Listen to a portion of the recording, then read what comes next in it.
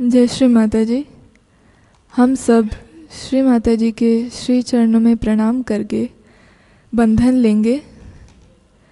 We will all bow down at the lotus feet of Shri Mataji, raise our kundalini and take bandhan.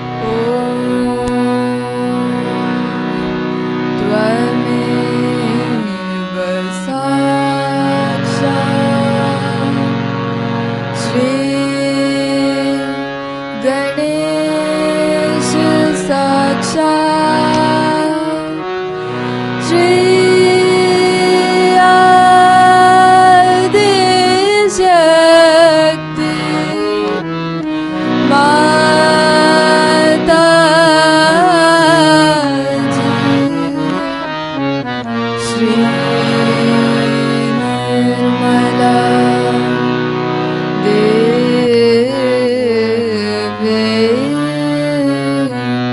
नमो नमः।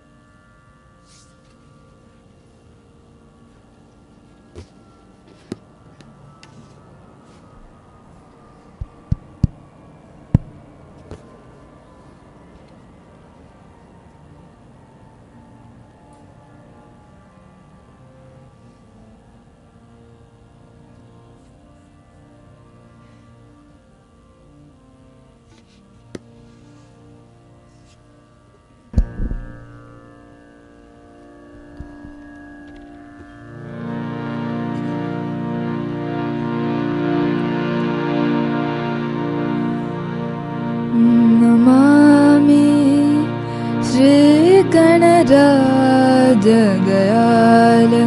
नमामि श्रीगणराजदयाल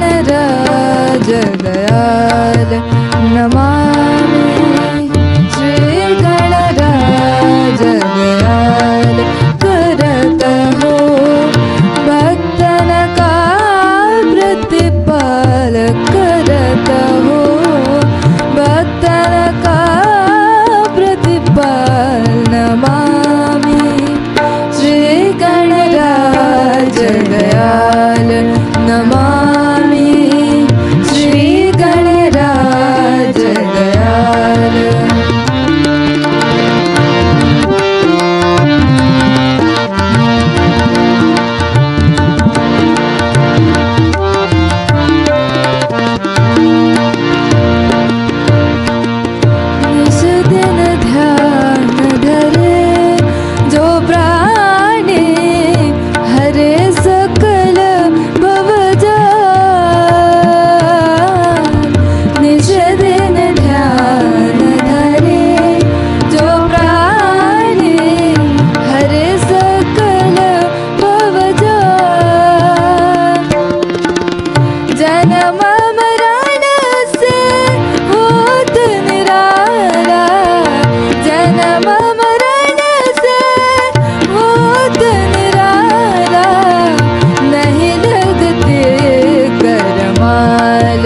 नमामि श्रीगणराजदयाल नमामि श्रीगणराजदयाल।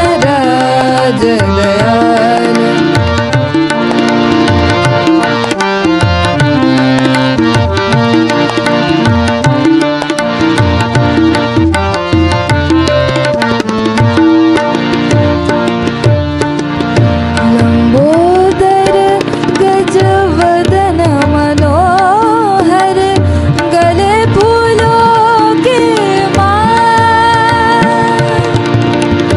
लंबोदर गजवदन मनोहर गले फूलों के माल। रिद्धि सिद्धि चमर डुलावे रिद्धि सिद्धि चमर डुलावे शोभत सिंदूर भाल नमामि श्रीगणराजदयाल नमामि श्रीगणराजदयाल।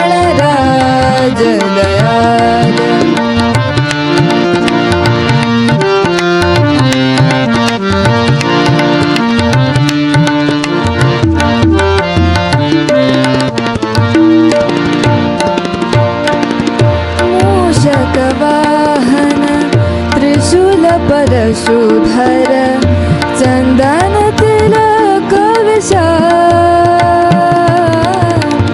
मूषकवाहन त्रिशूल परशुधर चंदन तिलक विशाल।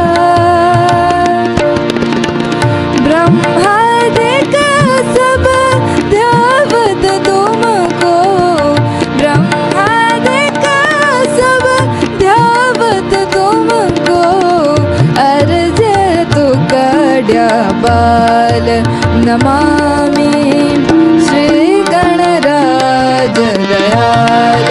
नमामि श्री गणराज दयाल।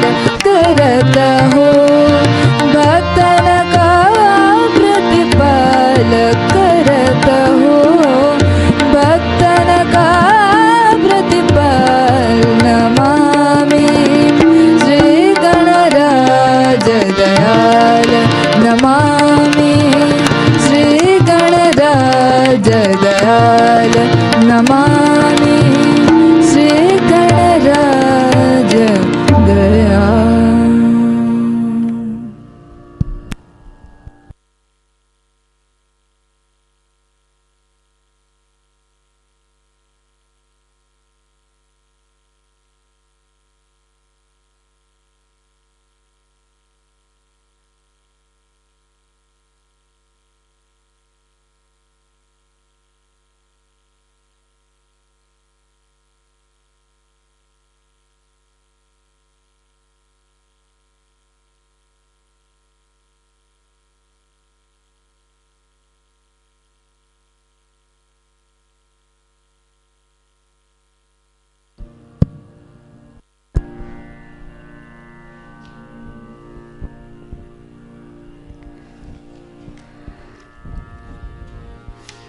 साँझ सवेरे दीप जला के तेरे ही द्वार निर्मल नाम भजो। साँझ सवेरे दीप जला के तेरे ही द्वार निर्मल नाम भजो। साँझ सवेरे दीप जला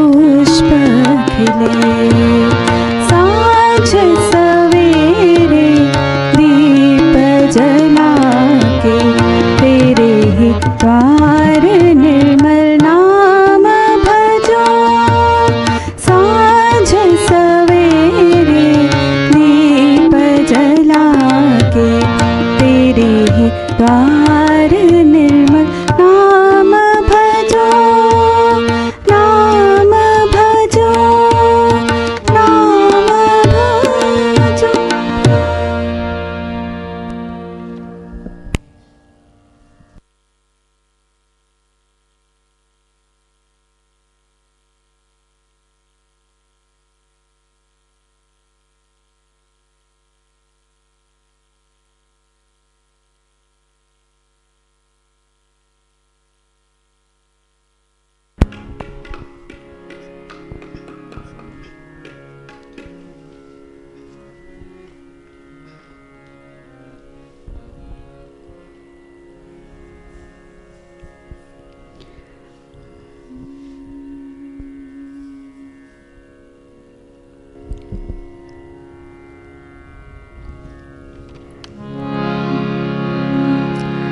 माता पहाड़ा वाली हो लिख लिख चिट्ठियाँ पांदे माँ तेरी सौ लिख लिख चिट्ठियाँ पांदे कि चली पो बंदराजो माता पहाड़ा वाली हो लिख लिख चिट्ठियाँ पांदी माँ तेरी सौ लिख लिख चिट्ठियाँ पांदी कि चली वो मंदराजो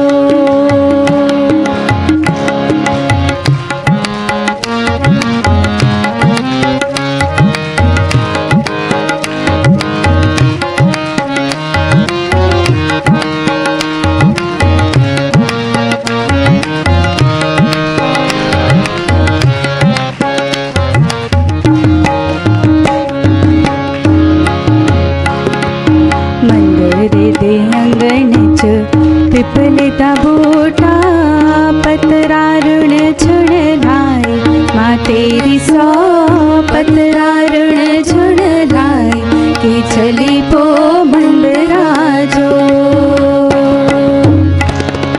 मंदिर दे अंगण च पिपले दा बूटा पतरा ऋण छुण लाई माँ तेरी सौ पतरा ऋण छुण लाई कि चली पो मंदराजो माता पहाड़ा वाली हो लिख लिख चिट्ठियाँ पांदी माँ तेरी सौ लिख लिख चिट्ठियाँ पांदी कि चली पो मंदराजो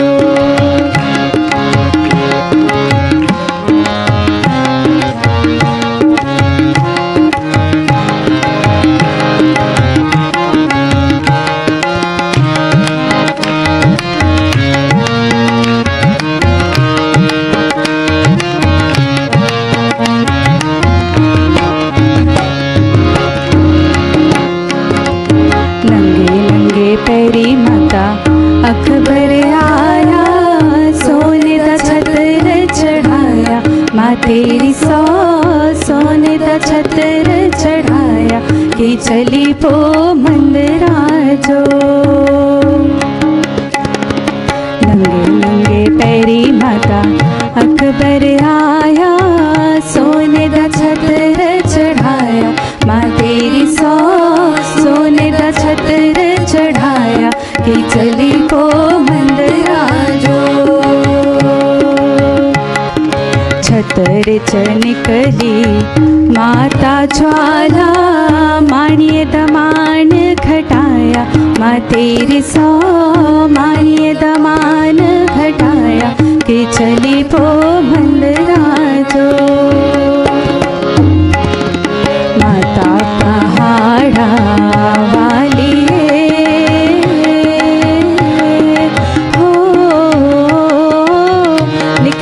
चिट्ठियाँ पांदी, माँ तेरी सौ लिख लिख चिट्ठियाँ पांदी, ये चली को मंदराजो।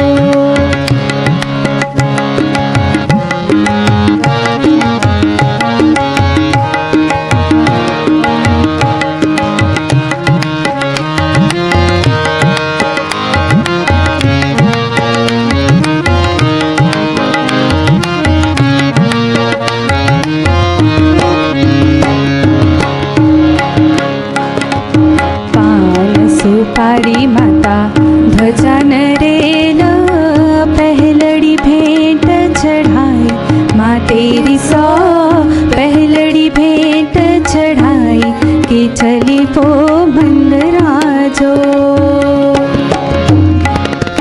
पान सुपारी माता ध्वजा नरेल, पहलड़ी भेंट चढ़ाई, माँ तेरी सौ पहलड़ी भेंट चढ़ाई, ये चली पो मंदराजो। माता पहाड़ा वाली हो, लिख लिख चिट्ठियाँ पांदी, माँ तेरी सौ लिख लिख चिट्ठियाँ पांदी, ये चली पो मंदराजो।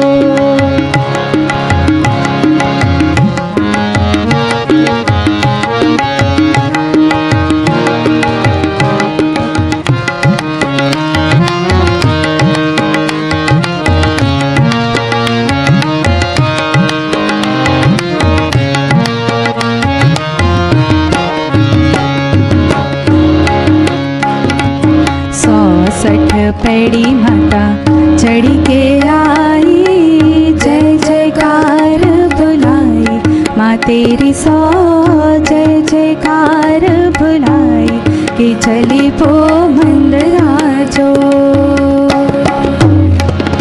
160 पैड़ी माता चढ़ी के आई, जय जयकार बुलाई, माँ तेरी सौ जय जयकार बुलाई, कि चली पो मंदराजो। माता पहाड़ा वाली हो, लिख लिख चिट्ठियाँ पांदी, माँ तेरी सौ लिख लिख चिट्ठियाँ पांदी, कि आई गई मंदराजो, कि आई गई मंदराजो, कि आई गई मंदराजो।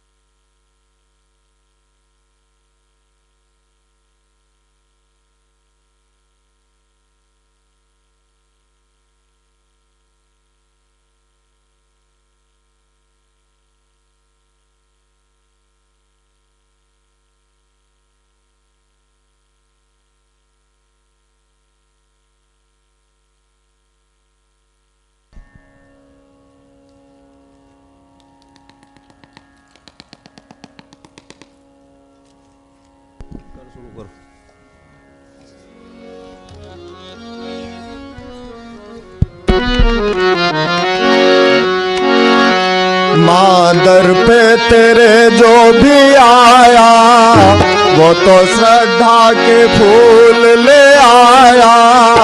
माँ मेरी शेरा वाली, माँ मेरी शेरा वाली हो, दर पे तेरे जो भी आया, वो तो श्रद्धा के फूल ले आया।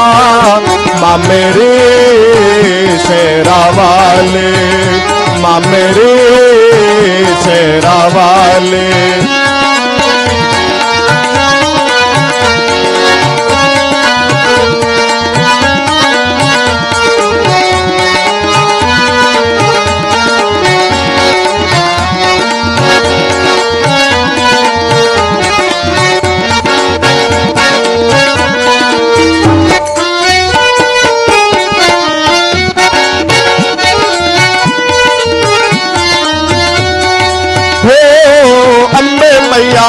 मेरी जगदम्बे मैया हो, अम्बे मैया मेरी जगदम्बे मैया, तेरा बालक कबीर नाथ। अम्बे मैया हो, अम्बे मैया मेरी जगदम्बे मैया, तेरा बालक कबीर नाथ। अम्बे मैया तेरी सुंदर छवि है निराली, तेरी सुंदर छवि है निराली, माँ मेरी शेरा वाली, माँ मेरी शेरा वाली हो।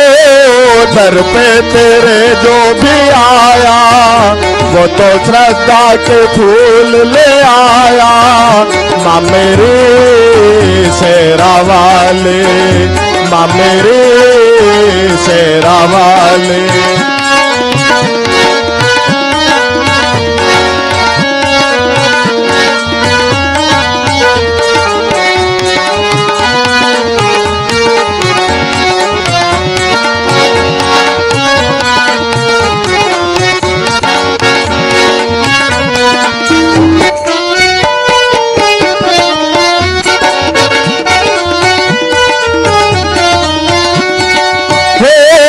भवन तेरा बड़ी दूर मैया हो, भवन तेरा बड़ी दूर मैया, तेरे भक्तों ने आना जरूर मैया हो।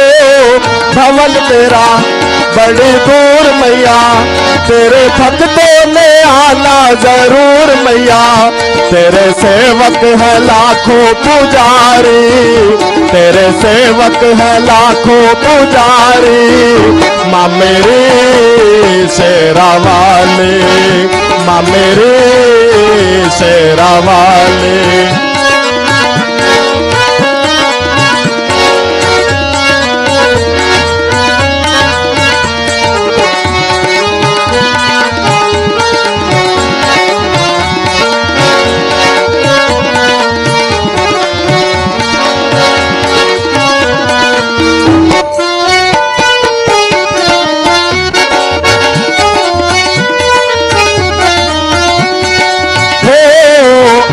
मेरी मैया मंजूर करो हो, अर्ज मेरी मैया मंजूर करो, थाली झोली मेरी माँ भरपूर भरो हो। अर्ज मेरी मैया मंजूर करो, थाली झोली मेरी माँ भरपूर भरो, अपना सेवक ना भेजो माँ खाली, अपना सेवक ना भेजो माँ खाली, माँ मेरे शेरा वाले, माँ मेरे शेरा वाले हो। दर पे तेरे जो भी आया, वो तो श्रद्धा के फूल ले आया, माँ मेरे शेरा वाले, माँ मेरे शेरा वाले, माँ मेरे शेरा वाले।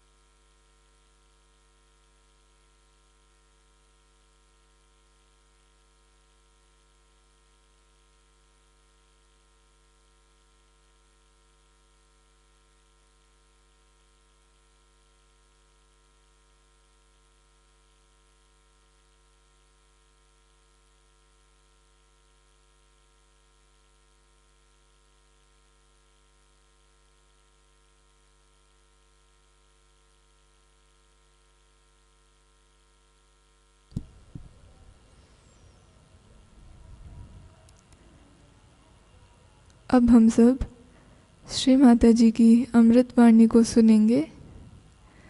We will now listen to Shri Mataji's Amrit Vani.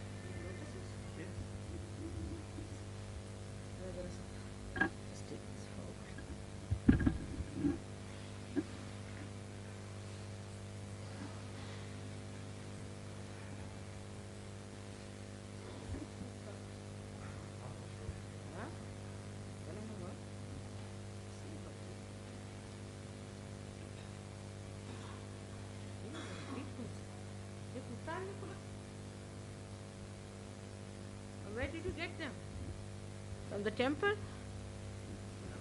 Huh? आणले पाहिजे तुम्ही आमच्याकडे त्याचं झाड आणा फार सुंदर चला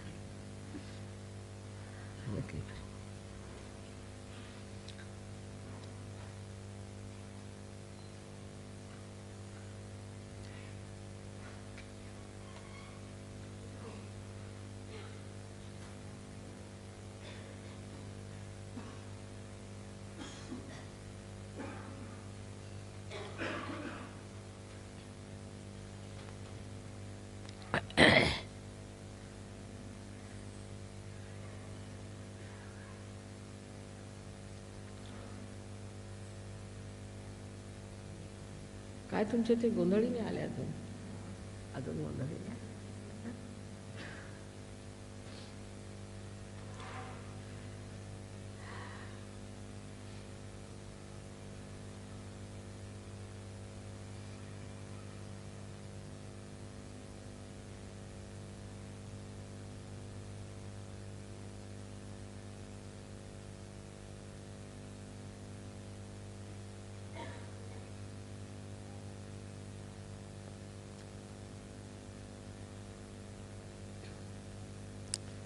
You all must be very tired today. But I hope you have rested a little bit after coming from the hectic shopping. Have you been able to get your chappals? Yes? Not yet.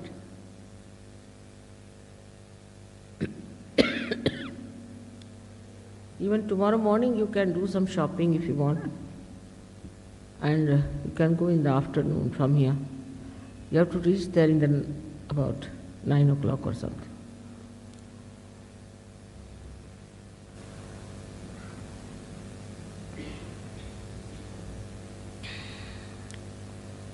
Today when I was coming from the shopping, I couldn't get into the car. One foot was inside and another would not lift. So I came out of the car. And then I knew that the Mahalakshmi's temple, there were bells ringing and the Aarti was on. So the Mahalakshmi didn't want me to get into the car. So I had to stand outside till the whole thing was over. And then suddenly everything was all right. My foot was completely glued and I couldn't lift it. First I didn't know what was happening. Then suddenly I realized and I felt that still the place is, despite all the nonsense they do there, still the place has got lots of vibrations and is still there, the Mahalakshmi's temple.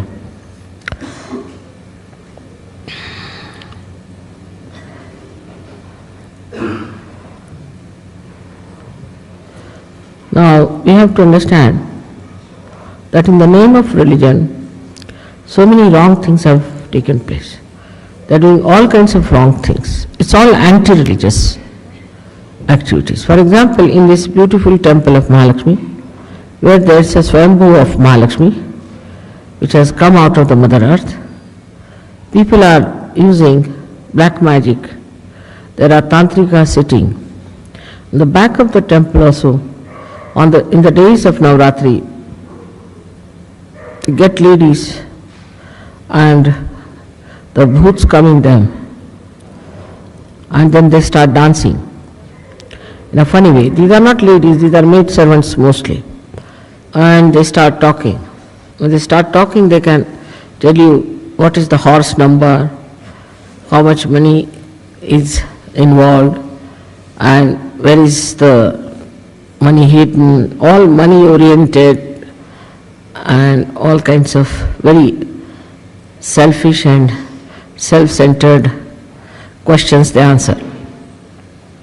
And many people who are anxious to know something like that go there and ask questions. And what they do is to breathe into small little pots made of earthen pots, call them as ghagri, and they blow into it. And as you know that it represents the Muladhara, the Gauri's place, and when they start breathing in, their bhoots start driving out the auspiciousness and they become possessed. But why in the temple they do it is the point. One may ask a question, why it is done in the temple, why not anywhere else? The answer to this is as simple as that. What I have seen, that people who are possessed get exposed in my presence. Now there was a gentleman who came all the way, say from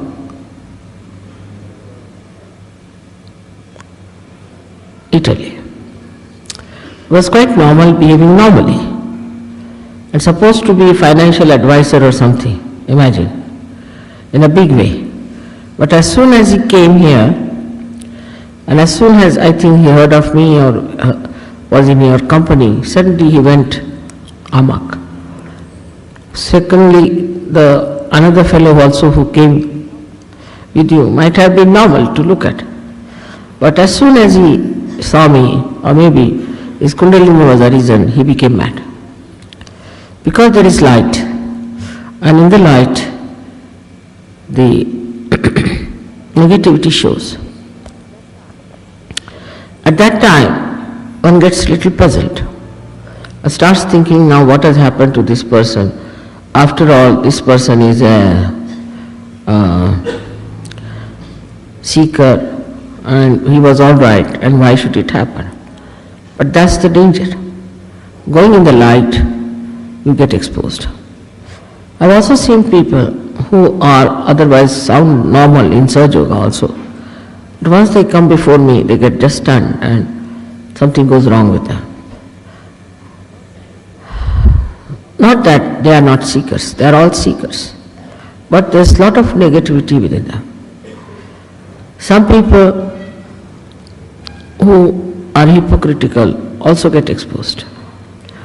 Or those who have wrong intentions, they also get exposed.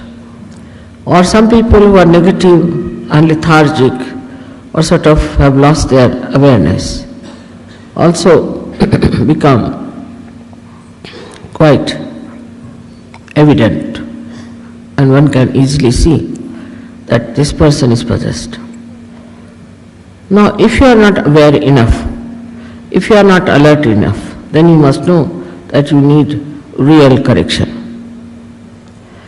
And for that, you must really assert yourself, work it out, and tell your leader that something is wrong with me and please correct me. Also, I would request all the leaders of all the nations that they should never side or support or try to cover up anyone of their proteges, we can say, because by that you are destroying them.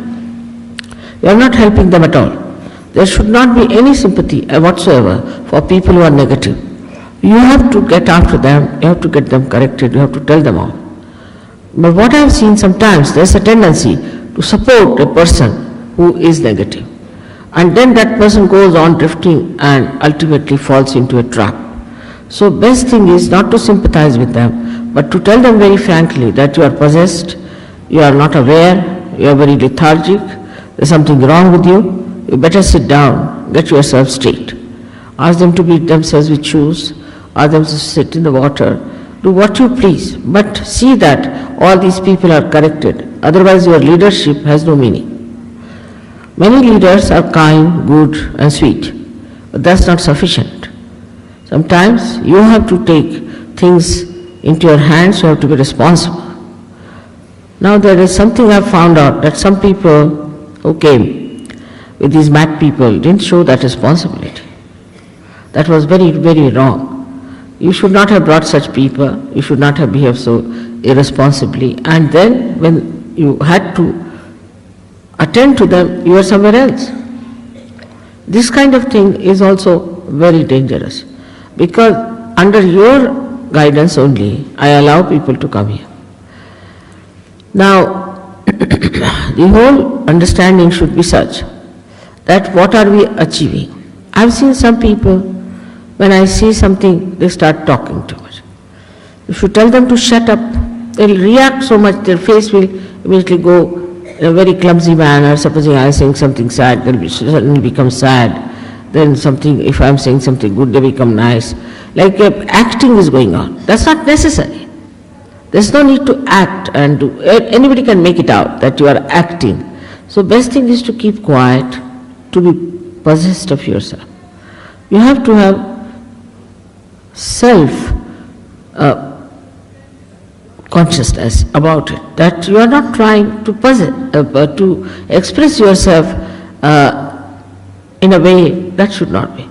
I have seen some people, if you say anything to them, they'll shrug their shoulders, they'll do like this, or they'll turn their heads like this. Some people have a habit of too much shaking their head, going on like this for hours together. I've seen it's very common to shake your head continuously, to say yes. If I'm saying something, if they like something, they'll go on like that. I don't mean that. You don't have to shake your head. I know you are understanding me, liking me. It is a very big ego business, because it is a sort of an assurance, oh, I understand you, sort of a thing.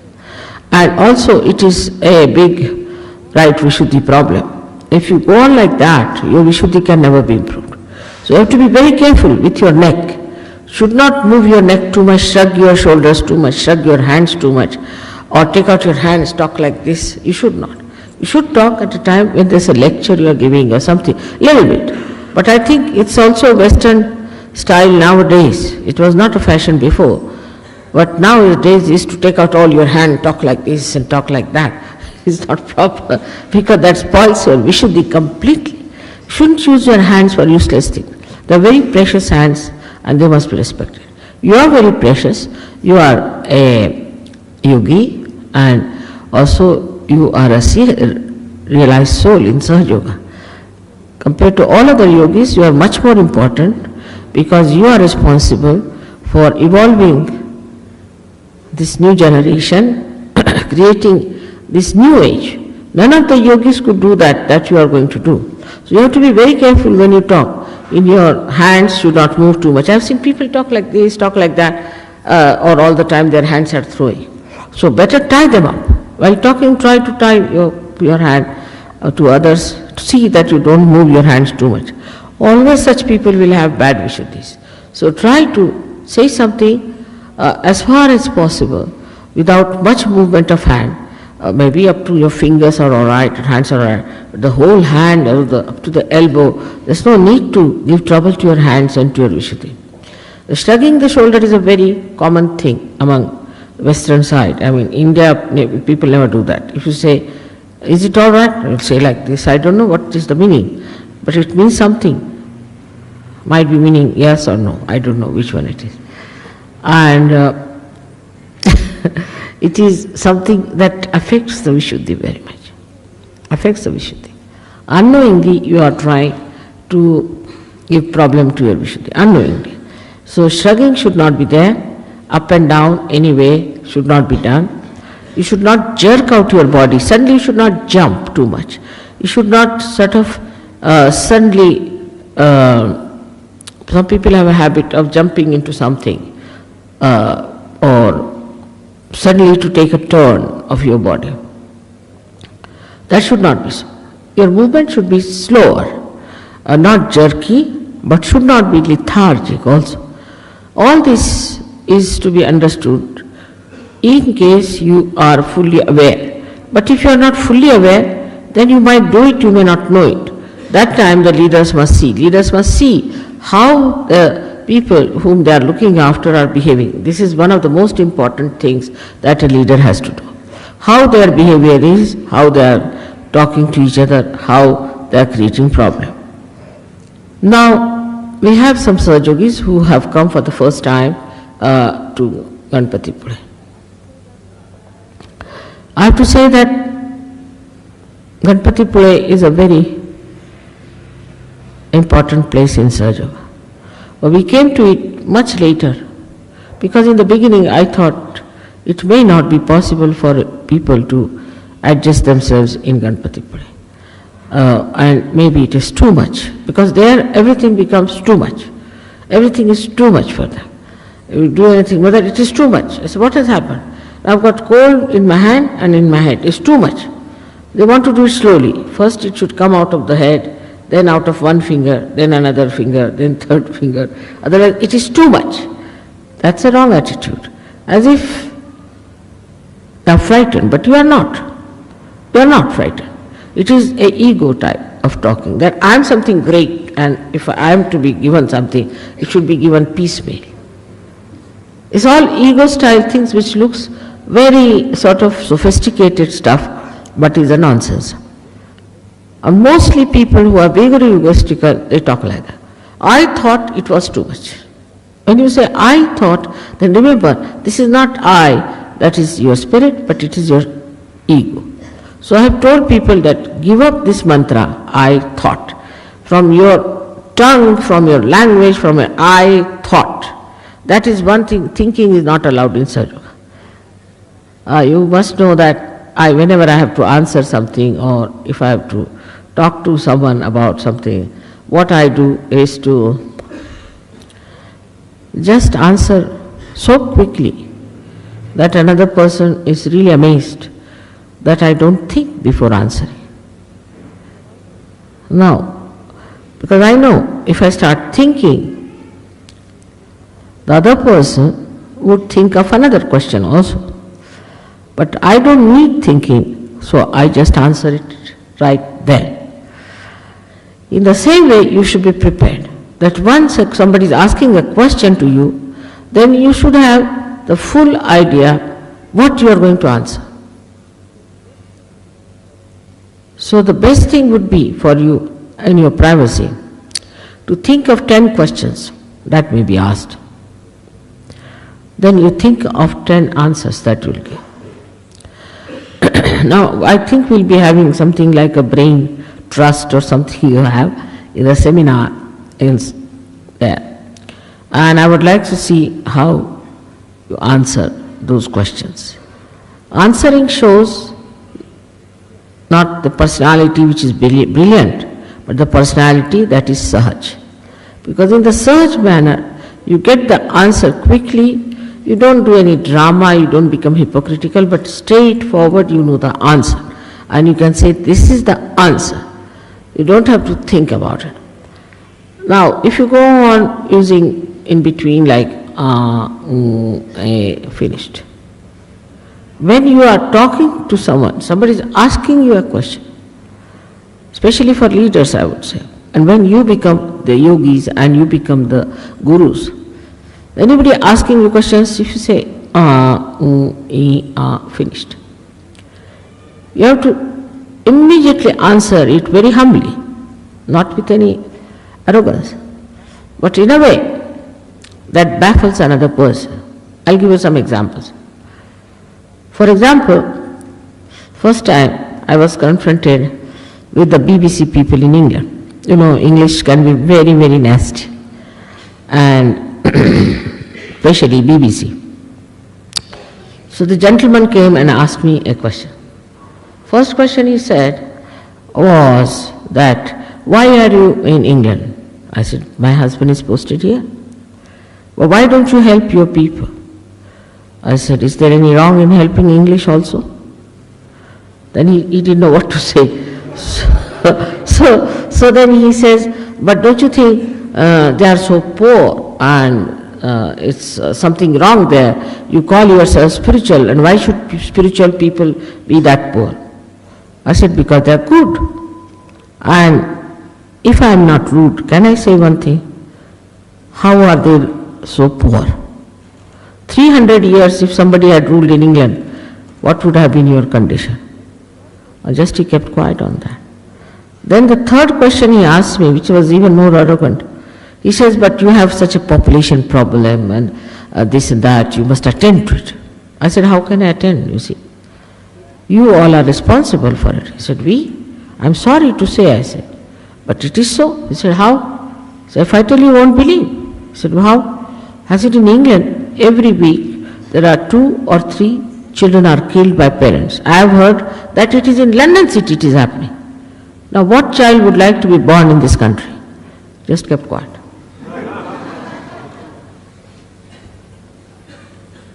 Now this is like handling that kind of people. Then there are people who can be very, this thing like, I met somebody, he said, if you give me self-realization, then I will take you to the mic in Italy. I said, all right, come along, sit down. So I knew he had certain things in his head. Of course, I don't know if you can find out that. But I said, all right, get some water. He bought some water, I put my hand in it. So he drank it. He said, is it wine? I said, no, it was water. You brought it. I didn't bring. Yes, it was water. It's wine. I said, that's what Christ did. Oh, I see. After that, he got his realization in no time. So I could feel his agya was catching. I said, something has to be done about Christ. If you find somebody with a big agya, soft him on Christ. Say something about Christ. Soft him on Christ.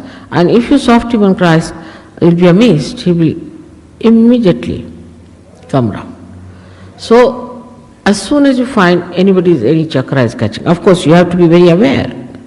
I mean, if you are feeling only your chakras and not his chakras, you would be doing wrong thing. But if you can find out what's wrong with the person, then just work on that chakra yourself within. And while talking to him also, just bring him on that line. So, he's just opened down. And then it's very easy to give realization or to talk to a person.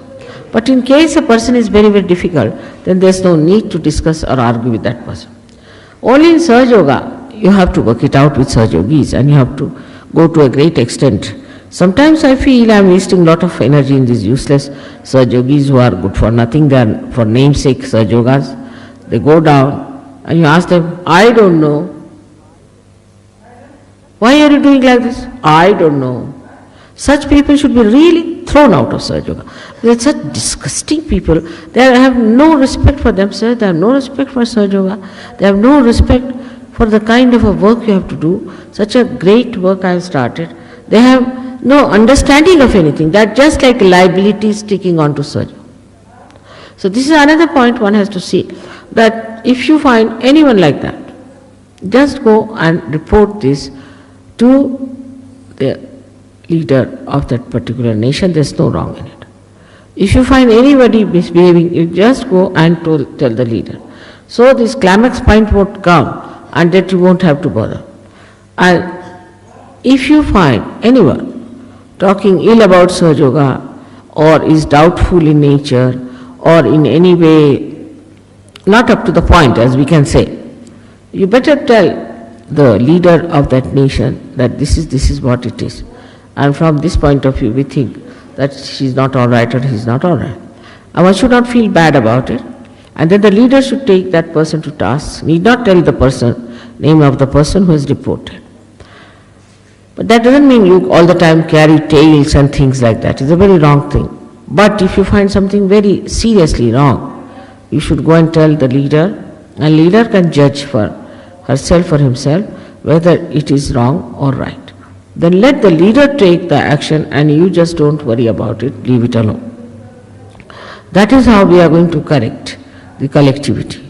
And the collectivity part of it works out beautifully if you can somehow or other understand that you are part and parcel of one single human being. And that is your mother.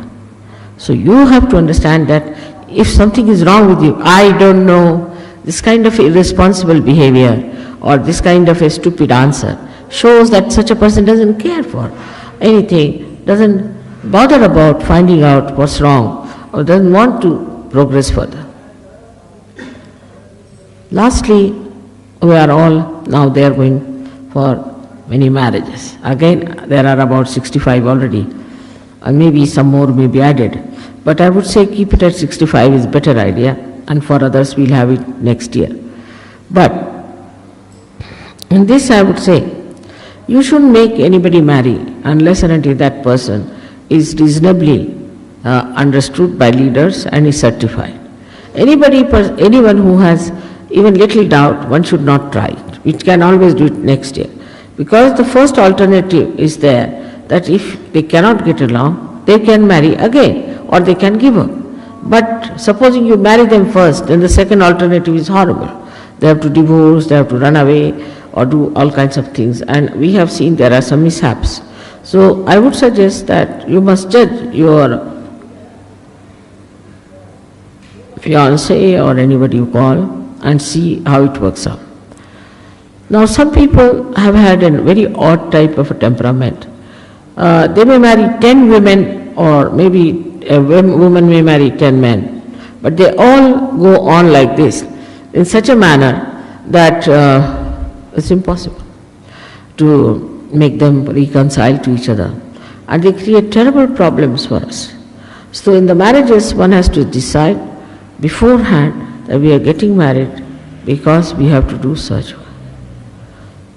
Then the question of domination, is a woman dominating man or man dominating woman, is absolutely out of question in Sajo. There is going to be no domination of any kind.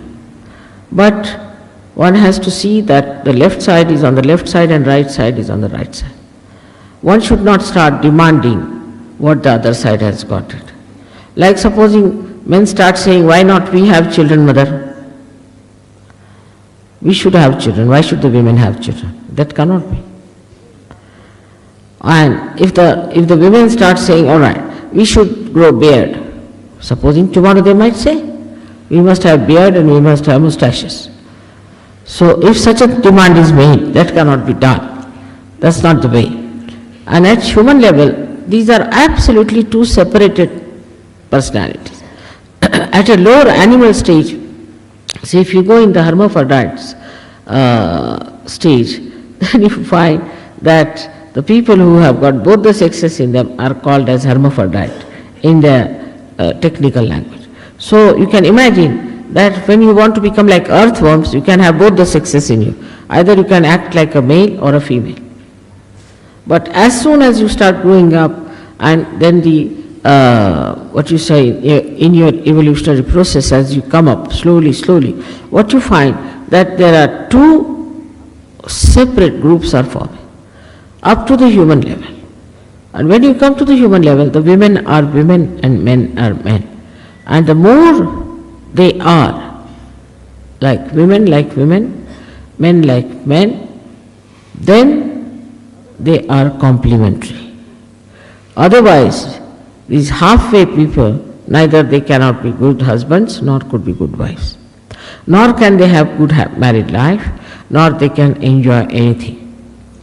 So, this is very important to see that you should become complementary. But for Sahaja,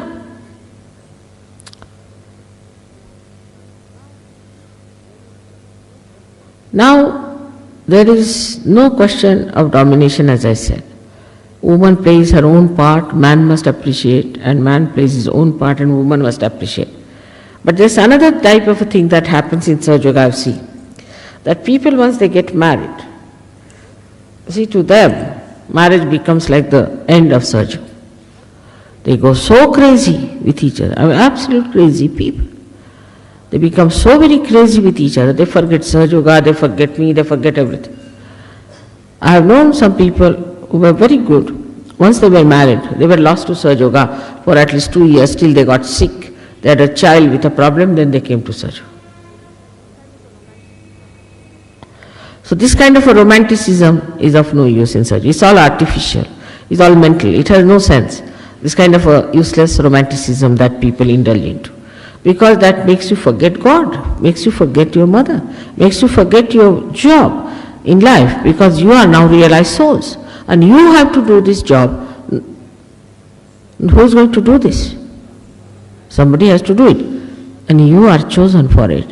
So, like other people who get into marriages, go for honeymoon, the day they get married, they must be, immediately they must be, there should be no such a hurry.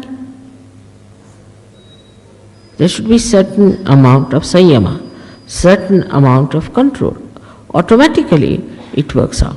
But the way people hurry and hastily do everything, they make a mess of their married life. First they'll go for a honeymoon, second they may go for a show on the road, and third they will end up in the divorce court. So, one has to be absolutely in a balance of everything with full dignity. And especially in Indian villages, it looks very funny for people to go about kissing each other or sitting down somewhere. There's no hurry about it. What's the hurry? I don't understand. And I was also reported that at the airport, when people are there, the husband will tickle the wife and the wife will tickle the husband, will be all this time nudging the husband, and the husband will be nudging the wife. It looks very funny. Like you see dog having a tail and tail having a dog. We are two separate entities. We have to behave properly. So this is another thing I have seen, that those people who come to Sahaja Yoga get married, they get into a kind of a very funny whirlwind, and it's impossible to bring them back. So I'm looking out for my marriage. You see, now the marriage is going to be, it's nothing so great. Many are married in this world. What have they achieved? So attitude towards should be marriage is that we have to have somebody who is our complement, that we have to have another wheel for our chariot, that's all. But not that you completely merge with him and become one wheel, and a mono wheel chariot I have not seen so far. So with your dignity, with your understanding, you must behave in a manner that people should say that this is a proper manner. I mean, actually in India, I don't know how we have this kind of a sayama. It's not necessary for us the day we are married that we should meet each other. There's no need. What is such a thing? At least for 4 days, you don't see your husband much. Then you go to your father-in-law's place and come back. Then again you go back. Maybe the 8th day or 10th day, whichever day it is. That's the first time you see your husband. But here it is such an anxiety, such a terrible rush for everything, that immediately I should arrange some other place for them, otherwise I don't know what's going to happen to them. Now this time, thank God, it ends up on the 7th, the marriage, and 8th you are out, so I must not my responsibility. But I would like to see, I am noticing, who is going to behave properly and who is not going to behave properly. I am going to get a report on people. There's no need to sit next to your husband when you are married. What is the hurry? I just don't understand. You have to live together for all your life. It's not like some bus has come, you have to run and catch the bus, or some train has come, you have to catch the train, otherwise you won't find any seat. It's something you have to live with it all your life. So that kind of a stupid idea should be given up. There's no need to hurry up, there's no need to be so fast. Take it easy, it will all work out, and you are all going to achieve it properly, in a proper, sensible manner. But then, I must tell you the other side of it. Some people who are very much in the beginning are away, you see. Then they are thinking, this girl has got curly hair, so finished. Her father must be this, that must be this, she must be that, like that. Or the girl might be thinking about the husband, this must be. So I am still sitting and judging. I will take some time. This incompatibility is a new word. I have learnt it when I went to England for the first time. I didn't know what is this incompatibility is. Even in Sahaja Yoga there is incompatibility, then where is going to be the compatibility? But is there any measure to find out what is compatible and what is not compatible? All these ideas given to you by psychologists might be thrown out in the sea. Now we are going there. And throw all the psychologists also there, if possible. Like somebody saying, I'm very insecure. What is this nonsense? I mean, in a platform of Nagpur, one lady saying to her husband, I'm very secure, the husband is hugging her, and everybody is feeling insecure in there.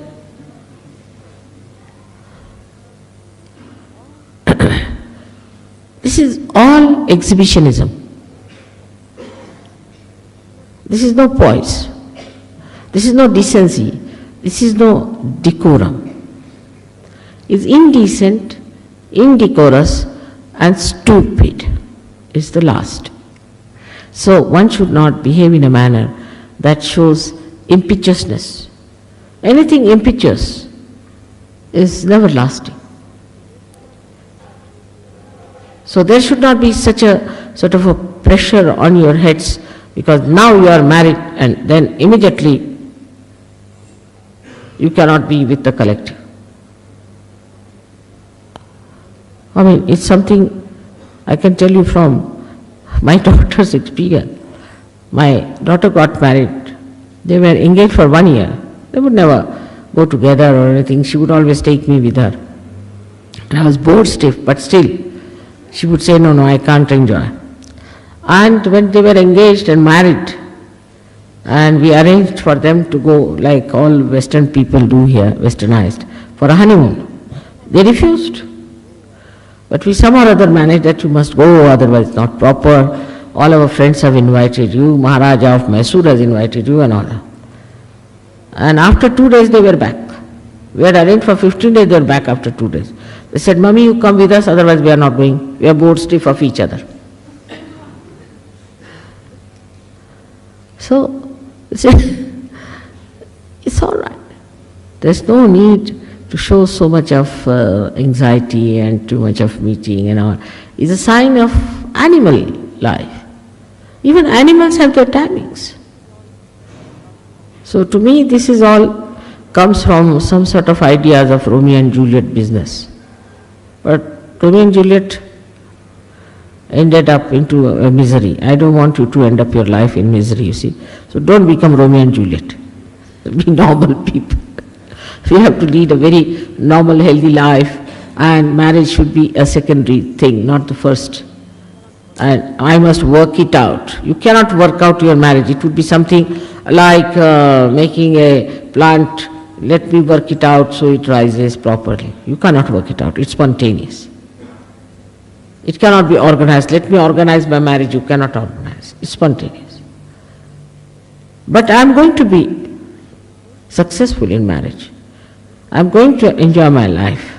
I am going to enjoy my married life. I am going to enjoy my husband. This kind of attitude, if you take, things will be all right. आले का ते? तयार झाले? वेळ आहे अजून तयार व्हायला? थोडा म्हणतील का ना? All right. So that is how the marriage system is going to work out for us.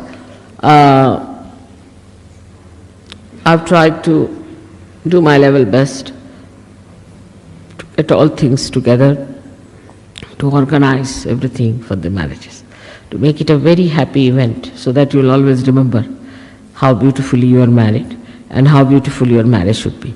But if it is ugly, indecorous, indecent, then I would not say it's a very happy marriage. Should not be any aggressiveness. During many women I have seen are very aggressive with their husbands, and then the men become impotent. It is very important that a woman should be docile and should be sensible about marriage. If she tries to be very, very aggressive, then there are problems. So please don't try all these things, and be spontaneous, kind, and especially understanding. I hope I'll be able to see the best part of the married life of Sahaja-yogis. Sahaja-yogis cannot be like other people who morning till evening fight. They are the ones who talk of Sahaja Yoga, enjoy Sahaja Yoga, and live happily to make others happy. Marriage is not only for your happiness, but for the happiness of all the rest of the people. So must have a proper understanding of a married life of a yogi. And we have to show to the world that you don't have to give up your family life, you don't have to give up marriages, you don't have to give up your children, you don't have to give up anything, but you are detached. Last of all, I would say, then you'll have children. And children would be all realized souls. Now some women or men have a funny ideas that they should not have children. Then I'll give them 12 children. Load them with children. Those who say like that, once they get a child, they get mad. Because from one side, the pendulum moves to the other side. This is all stupid idea. If anybody has such ideas, they should not marry at all in Sahaja Yoga. Actually, I have some selfishness behind it in your marriages. That there are so many great saints who want to be born, and I want only such people to be married by me who will bear such good children. But we spoil our children. We ruin them. To us, they become our children and not the children of Adishakti. Then such children stand out because they are absolutely spoiled. They are very aggressive, they are very naughty, they are very troublesome, they are very possessed. But if you see that you are just there to create children for Sahaja Yoga, then the detachment will come. Without detachment, you will ruin them, you will ruin yourself, you will ruin your married life, and you are good for nothing. They are my children, my responsibility, you should not think. These are mother's children, and we are just looking after them. Sometimes you have to scold them, you have to put them right. You have to talk to them and tell them you are yogis and you are great people. That's why we are married. And as a result, I have seen, when the children are terrible, the women go mad. I have seen that. And the father supports the children, then it is even worse. Or the other way around. So, when you are dealing with your children, you should be combined together in the same manner. You should never have two views. Should be sit down, discuss with each other how we are going to improve the children. This is what we notice. You should never support your child if he is doing wrong. You should in no way support. If any Sahaja Yogi says that this is wrong, then you must take a notice of that. I mean, I would say that, say, when I was young, we would never laugh even on the road, walk laughingly or funnily walking, because you see somebody would report to my mother, some lady, and my mother wouldn't be angry with her, she'll be angry with us. Were you laughing on the street? So we'll say, how do you know? Oh, she saw you. She was coming that way, she saw you were laughing loudly. Oh God, you are not supposed to do that.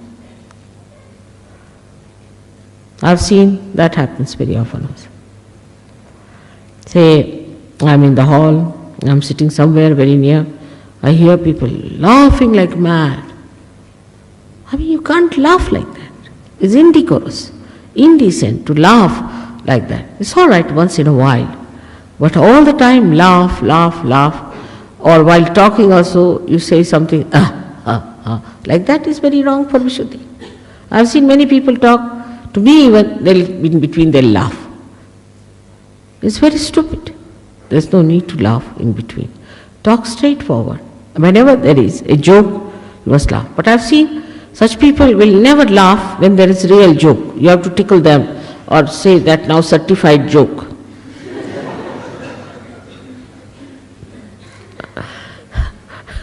So the sensitivity to the humor is also so poor and low that it's impossible.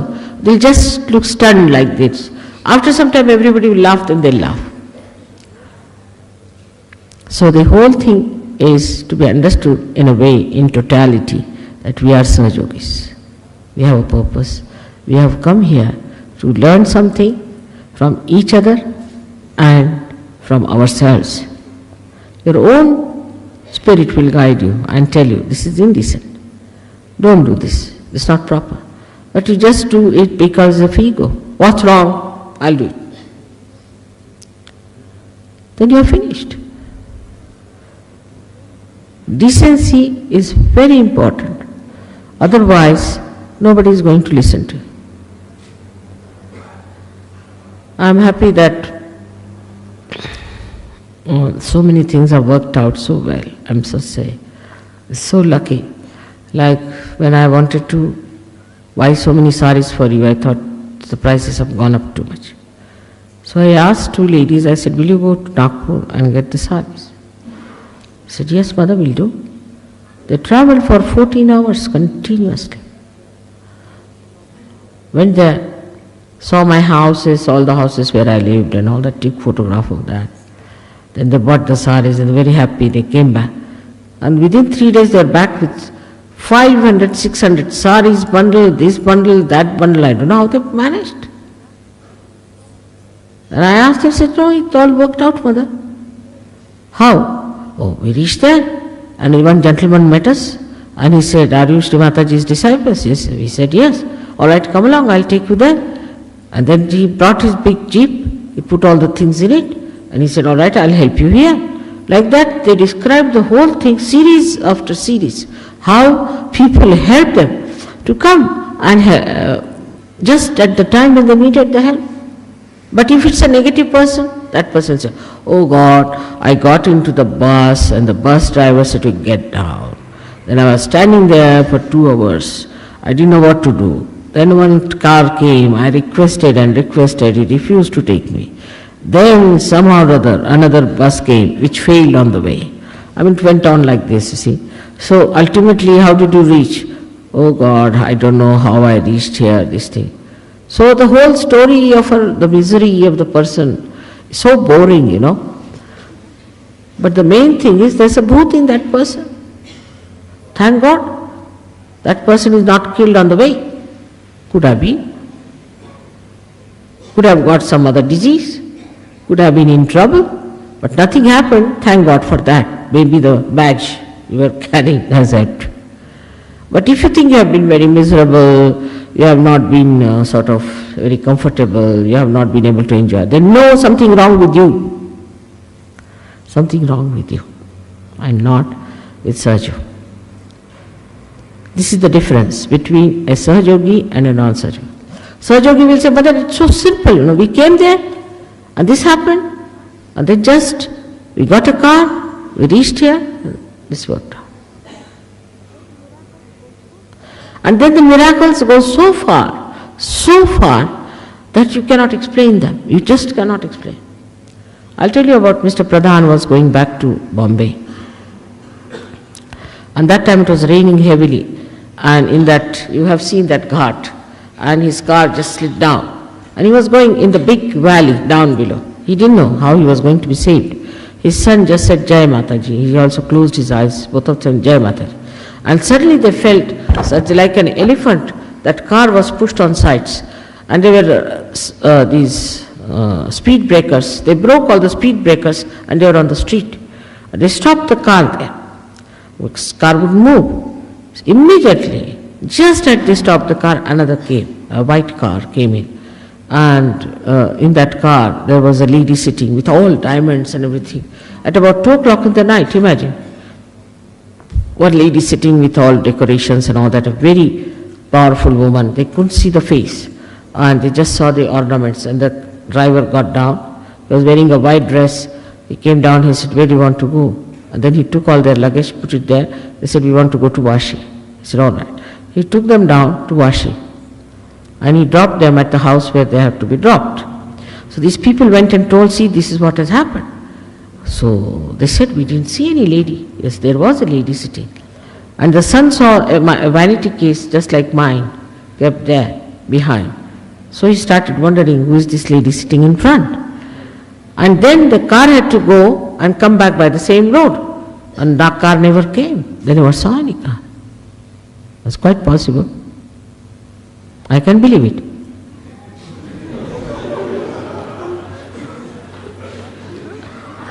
But for you to believe it is to first of all become that nirvikalpa. Anything is possible under the sun. That is nirvikalpa. And secondly, to have the blessings also, you have to be a nirvikalpa. Don't doubt yourself, don't doubt Sahajoga, and don't doubt me. Just have faith. It's a complete faith of understanding, not of blind faith. And everything is going to work out. You are chosen people, you are special people, you are yogis. So I bow to you all, and I hope we'll have a nice time now. After this, I don't want to give any more lectures. I've had enough of it.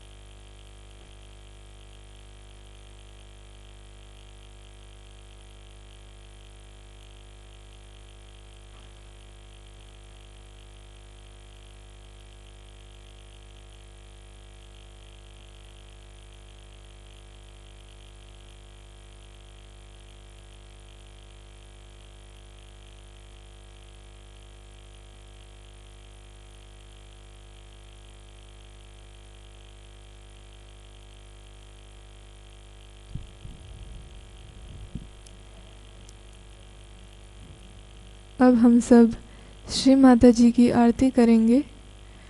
We will now offer aarti to Shri Mata जी।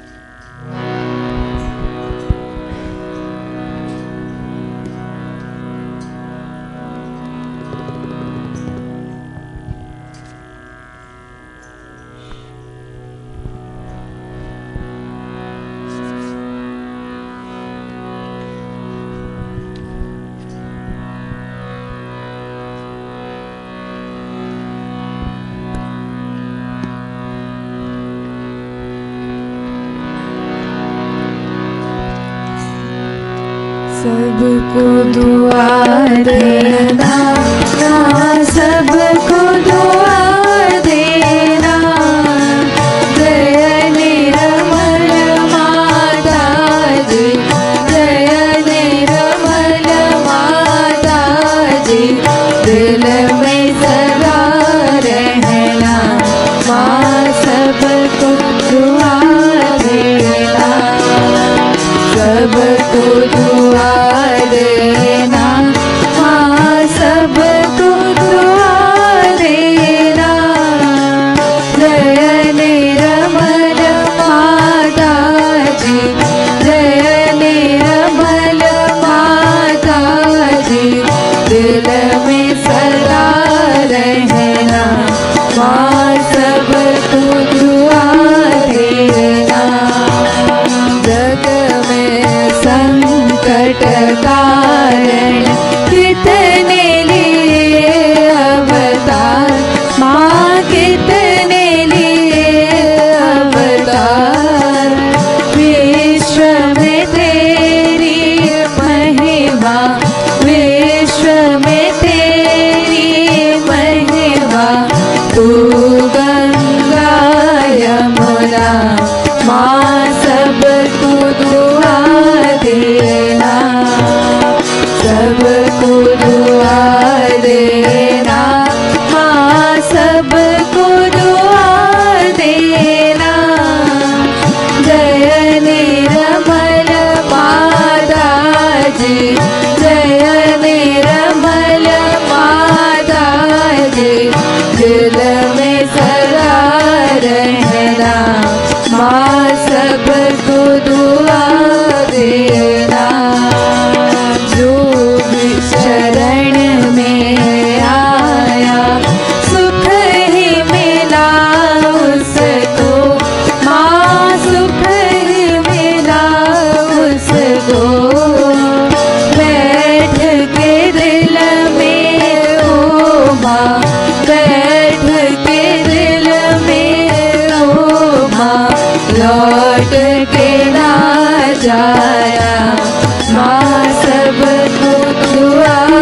देना, सबको दुआ देना, माँ सबको दुआ देना। जय निर्मल माता जी, जय निर्मल माता जी, दिल में सदा रहना, माँ सबको दुआ देना।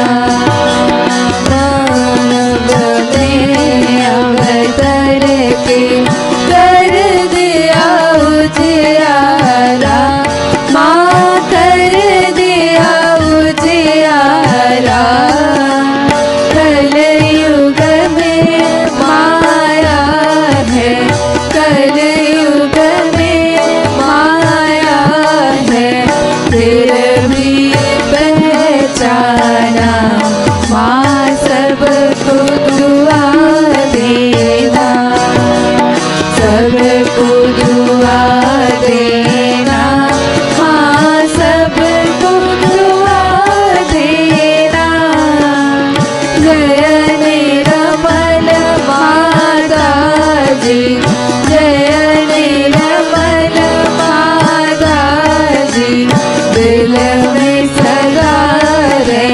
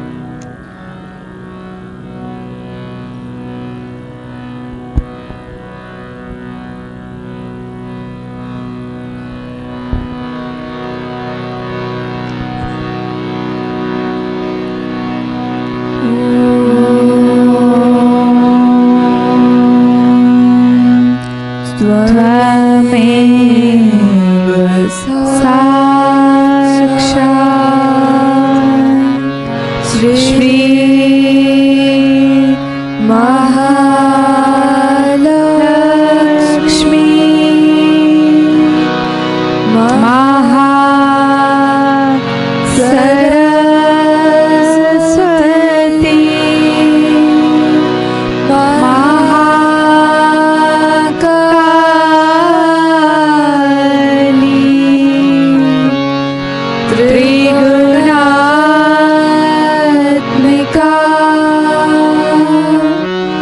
कुंडलिनी साक्षात् श्री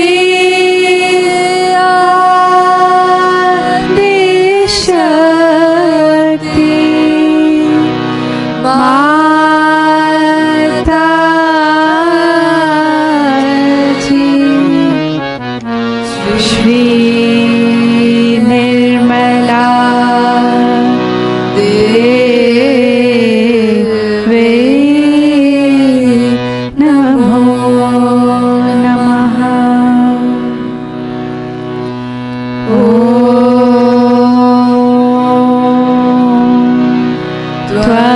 त्वमेव साक्षात् श्री कलकी साक्षात् श्री आदिशक्ति माता जी श्री निर्मला देवी नमो नमः। ॐ त्वमेव साक्षात् श्री कलकी साक्षात् श्री सहस्रा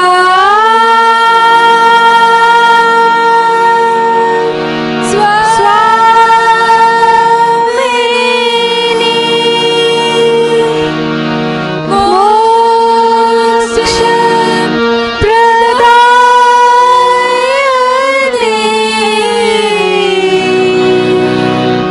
माता जी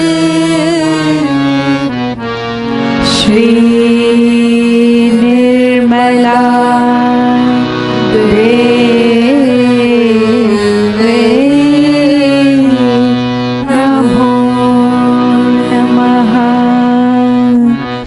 श्री निर्मला देवी नमो नमः।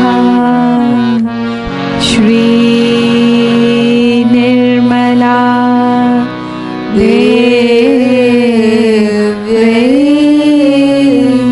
नमो नमः। बोलो श्री आदिशक्ति माता जी श्री निर्मला देवी की जय।